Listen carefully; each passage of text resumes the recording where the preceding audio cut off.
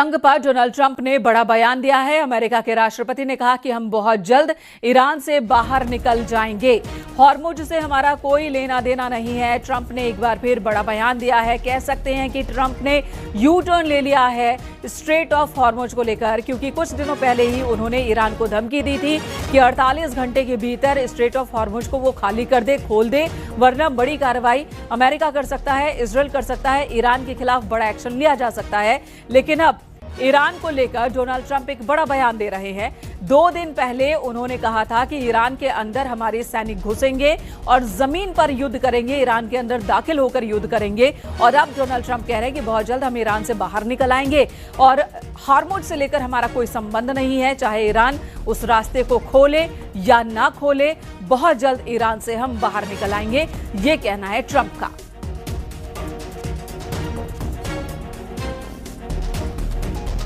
We have nothing to do with that. What happens to the Strait, we're not going to have anything to do with, because these countries, China will go up and they'll fuel up their beautiful ships and they'll leave and they'll take care of themselves. There's no reason for us to do it. Iran जंग अब सिर्फ मिसाइलों और air strike तक सीमित नहीं रह गई है, बल्कि अब ये लड़ाई सीधे ईरान की सबसे बड़ी ताकत, उसके तेल और परमाणु संसाधनों को खत्म करने पर आ गई है। ट्रंप के बयानों ने साफ कर दिया है कि अब फोकस सिर्फ सत्ता परिवर्तन नहीं, बल्कि खार्ग द्वीप और हॉर्मुज जैसे स्ट्रेटेजिक पॉइंट्स हैं।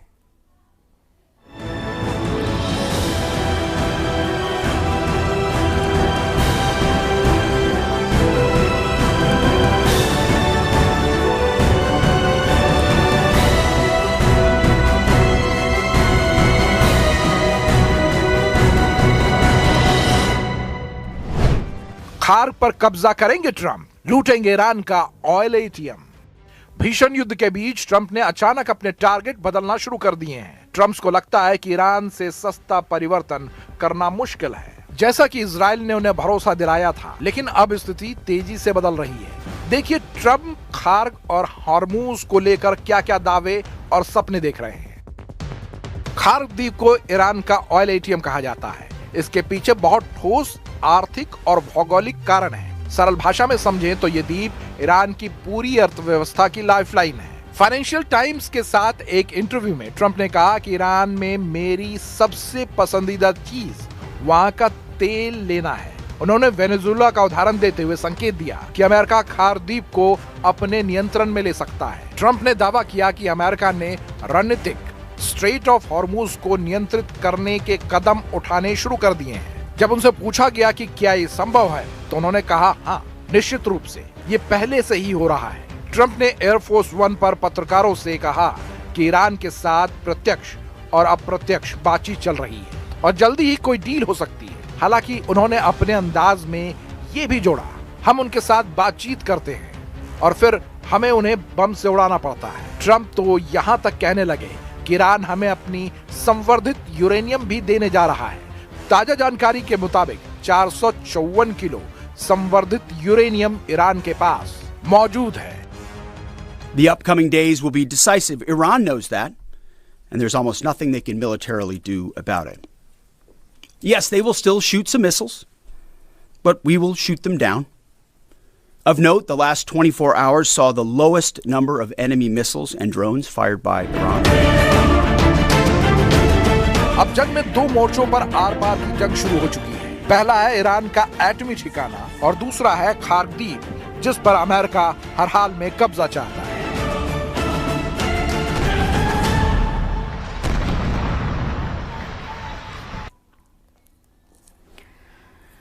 इधर इजरायल के हाइफा पर ईरान ने स्ट्राइक की है। रणनीतिक औद्योगिक ठिकानों पर हमले का दावा ईरान की तरफ से किया गया। संचार ठिकानों पर भी एयर स्ट्राइक का दावा है। ईरान ने बताया कि आईडीएफ के हमलों का पलटवार है ये।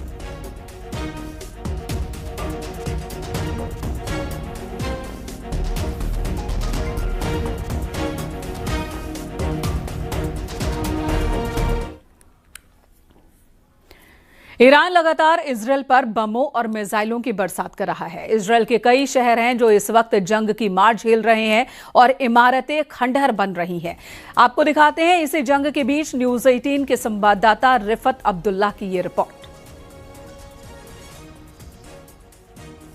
मैं इस वक्त इसराइल के इश्तोल इलाके में उस जगह पर हूं जहां पर ईरान की तरफ से दागे गए मिसाइल की वजह से तबाही हुई है। कई घर यहां पे बर्बाद हुए हैं।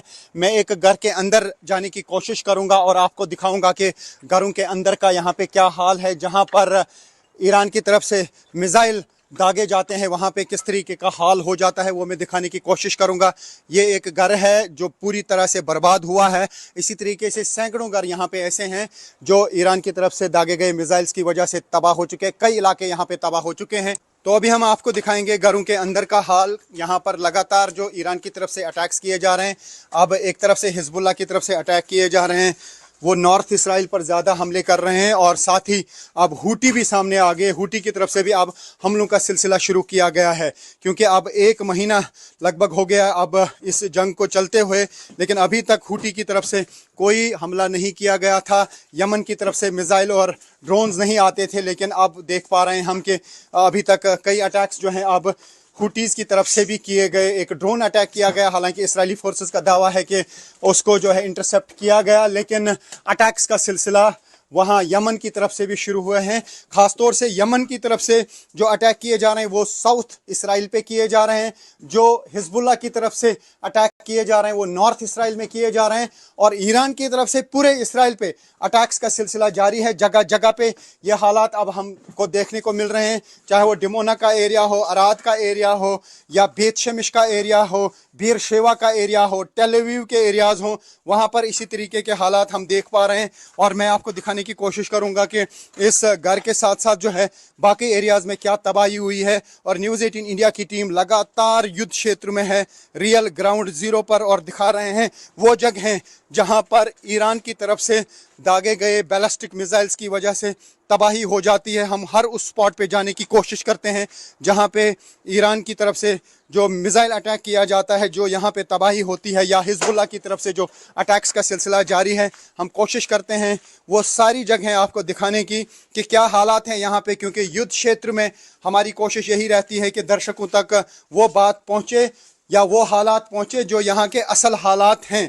और असल हालात इन्हीं विजुअल्स के ज़रिए आप देख सकते हैं और उनका अंदाज़ा लगा सकते हैं कि यहाँ पे क्या कुछ हो रहा है। मिसाइल अटैक की वजह से घरों की क्या तबाही हो रही है। काफ़ी सारे लोग जो हैं अब इसराइल में भी बेघर हो चुके हैं, ख़ासतौर से वो एरियाज़ जहाँ पे ज़्यादा तबाही हुई है। ये देख सकते हैं आप इस घर का हाल क्या हुआ है और न्यूज़ 18 इंडिया यहाँ पे लगातार बनी हुई है। एक तरफ अमेरिका ऑपरेशन एपिक फ्यूरी के जरिए ईरान को पूरी तरह से कमजोर करने का दावा कर रहा है, वहीं दूसरी तरफ ईरान खुली जंग की चेतावनी दे रहा है कि यह जंग अब समंदर से जमीन तक खूनी रूप ले सकती है। व्हाइट हाउस साफ कह रहा है कि इस ऑपरेशन के बाद ईरान में अब अमेरिका या उसके सहयोगियों को धमकी देने की ताकत नहीं बचेगी, लेकिन जमीनी हालात कुछ और ही हैं, कुछ और ही कहानी कह रही हैं। Iran will no longer have the credible ability to threaten the United States or our allies, which is, of course, the overall objective and mission the president set out when he launched Operation Epic Fury. Trump Iran पर हमला करेंगे या खुद को बचाएंगे या फिर Israel के युद्ध में पूरी ताकत झोंक देंगे।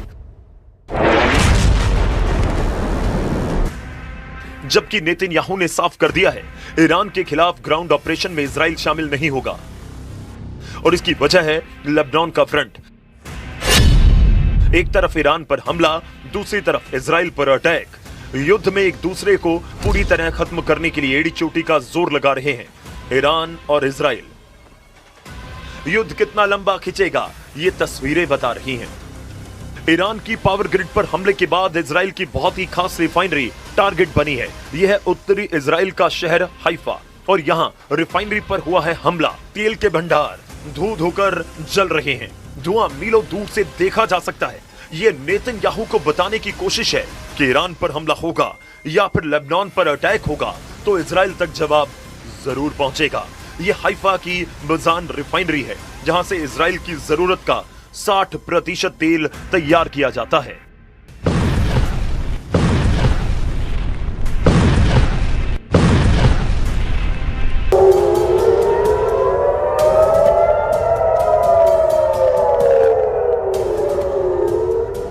इजराइल की सरकार का दावा है कि हाइफा की रिफाइनरी को ज्यादा नुकसान नहीं पहुंचा और तेल की सप्लाई पर कोई असर नहीं पड़ेगा।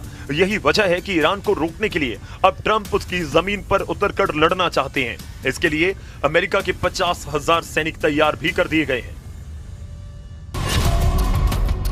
ईरान की सेना ने कहा कि फारस की खाड़ी और हॉर्मुज के समुद्री गलियारे में अमेरिका की फौज पहुंची तो वो शार्क मछलियों का खाना बन जाएगी। ईरान की नौसेना ने कहा कि जिस तरह उसके जहाज को अमेरिका की पनडुब्बी ने श्रीलंका के पास डुबोया था, उसी तरह अमेरिका के जहाजों को ओमान की खाड़ी में डुबो देंगे। جمهور آمریکا ثابت کرده تنها زبانی که میشناسد زبان زور است.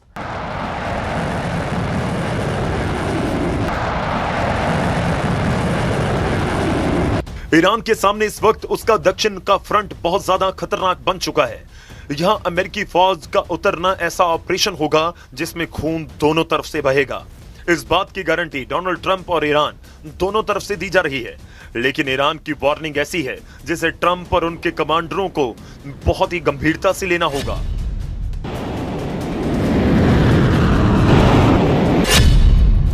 क्योंकि अब तो चेचन लड़ाके भी ईरान की तरफ से लड़ने को तैयार हो चुके हैं। पुतिन अब खुद इस युद्ध को कंट्रोल करने के लिए उतर चुके हैं। इस युद्ध में तुर्की पर भी सबकी नजरें हैं और एर्दोआन ने अरब देशों से कहा है कि वो इस युद्ध में शामिल ना हो। सऊदी अरब, यूएई और कतर का दौरा करने के बाद तुर्की के विदेश मंत्री को इस बात का एहसास हुआ कि ये सभी देश ईरान के खिलाफ युद्ध में उतरने के लिए तैयार हैं। अमेरिका और इजराइल की शुरू हुई इस जंग में अब सऊदी अरब, यूएई और कतर ईरान के खिलाफ नजर आ रहे हैं, जबकि तुर्की का रुख बता रहा है कि एर्दोआन अब मुस्तफा खामेनी के समर्थन में है।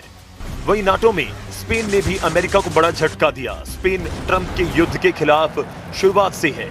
अब स्पेन ने कहा है कि वो अपने हवाई अड्डे और आसमान का इस्तेमाल इस युद्ध के लिए नहीं करने देगा।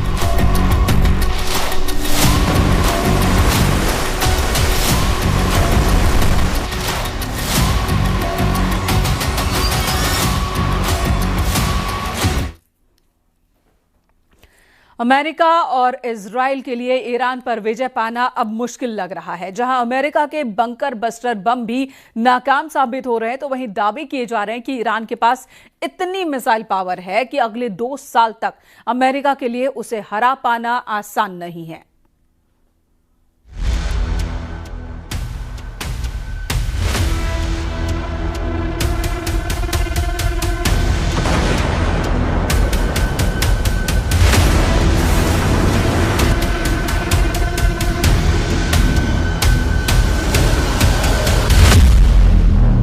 ईरान का पाताल लोक, ट्रंप के उड़े होश।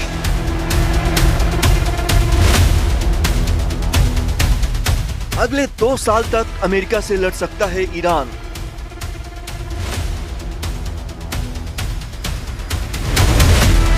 ईरान की सबसे बड़ी शक्ति, अंडरग्राउंड मिसाइल सिटी।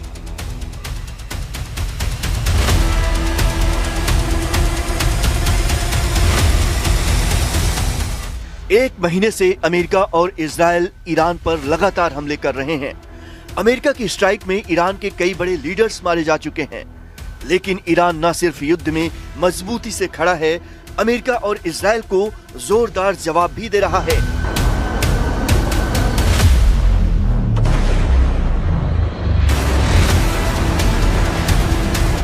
इसकी सबसे बड़ी वजह है ईरान की मिसाइल पावर। ईरान की सबसे बड़ी ताकत उसकी मिसाइलें हैं।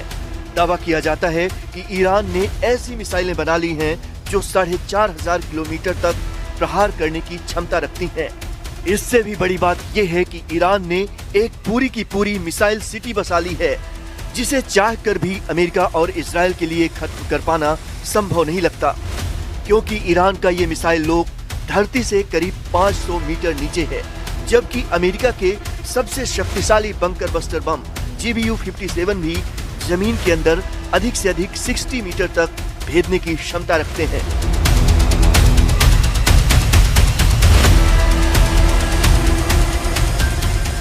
पहाड़ों के नीचे सैकड़ों मीटर गहराई में और दुश्मनों की नजरों से पूरी तरह छिपा हुआ ईरान का पाताल लोक एक ऐसी मिसाइल सिटी है जिसने दुनिया की सबसे ताकतवर सेनाओं की चिंता बढ़ा दी है।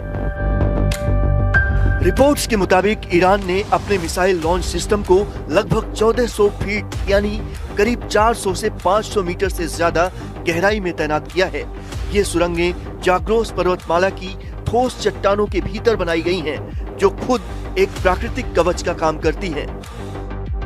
ये कोई साधारण बंकर नहीं, इन सुरंगों के अंदर सबवे की तरह रेल नेटवर्क बिछा है, यानी मिसाइलें एक जगह से दूसरी जगह तेजी से शिफ्ट हो सकती हैं और दुश्मन के लिए सटीक निशाना लगाना लगभग नामुमकिन हो जाता है।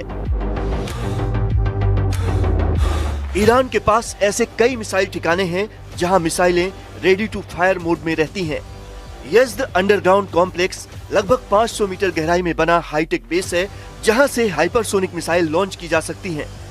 केशम द्वीप बेस ईरानी नौसैनिक मिसाइल और ड्रोन ऑपरेशन का एक अहम केंद्र बन चुका है। यहाँ से एंटी शिप क्रूज मिसाइलें दागी जा सकती हैं।